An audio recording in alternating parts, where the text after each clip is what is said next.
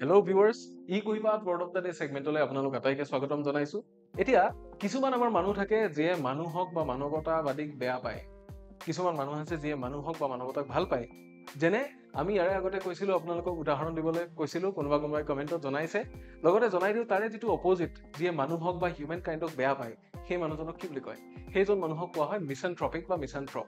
ঠিক আছে, য'ত প্ৰিফিক্সটো হৈছে মিছ, অৰ্থাৎ মিছ মানে হৈছে হেট বা বেয়া পোৱা, আৰু এন্থ্ৰপ মানে হৈছে হিউমেন, মানুহৰ কালচাৰ বা মানুহৰ বিষয়ে জনাই, আৰু আই চি অৰ্থাৎ ইক, এইটোৱে ৰিলেটিংটো বুজাইছে, মানে ৰিলেটিংটো সেইটো বিষয় যিয়ে মানুহক বেয়া পায়।